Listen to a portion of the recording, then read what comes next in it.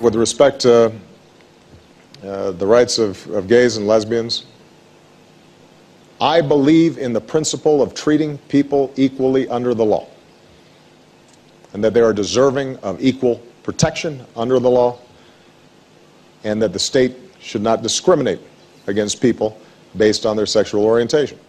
President Obama calling for gay rights in Kenya during his weekend visit there, but his views are at odds with those of Kenya's president. Listen to the Kenyan president respond. Our culture, our societies don't accept. It's very difficult for us to be able to impose on people that which they themselves do not accept. This is why I repeatedly say that for Kenyans today, the issue of gay rights is really a non-issue. While gay rights may be a non-issue in Kenya, Christian persecution certainly is. Earlier this year, more than 145 Christians were killed in Kenya by Muslims at a major university, and at least 95 schools forced to shut their doors after 2,000 teachers quit over fears of Islamic terror attacks. Plus, Al-Shabaab continues to attack villages throughout the region. So why did our president choose to discuss gay rights instead of Christian persecution? For more on this story, we welcome Dr. Richard Land, the president of Southern Evangelical Seminary. He joins us from Charlotte, North Carolina, and from Newsmax, Washington, former United States Congressman Michael Patrick Flanagan, who is also the president of Flanagan Consulting. Dr. Land, about 700 Kenyan pastors urged President Obama not to push the gay agenda during his visit, yet our president insisted on doing so. What does this say for our president's diplomatic sense going to a foreign nation? Well, I think it shows that our president listens to Kenyan pastors about as much as he listens to American pastors.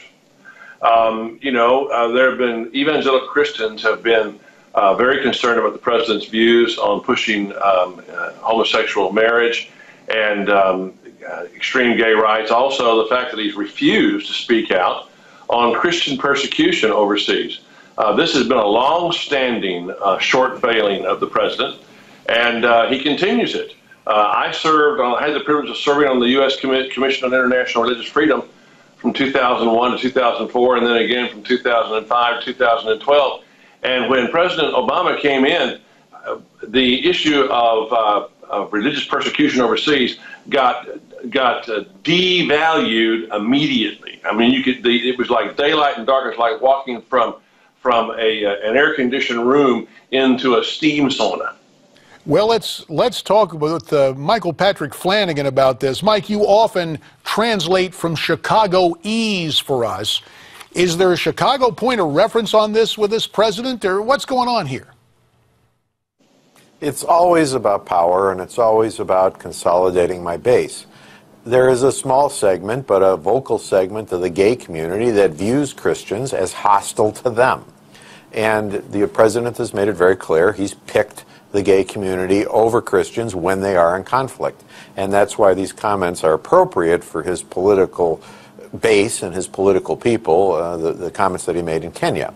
As for his inability to talk about Christian persecution abroad, I don't think that he feels that the Christians are a group that need to be singled out, and therefore doesn't. I think it's a failing on his part, a gross failing, but I believe that's where his head is at. Lots of people die, so what? So they happen to be Christian, it's not worth observing. And I think it's sad, but I think it's true. Gentlemen, back here at home, Franklin Graham also took President Obama to task on his Facebook page for what he called imposing the gay and lesbian agenda abroad. Dr. Land, do you agree with Reverend Graham that our president is exporting immorality?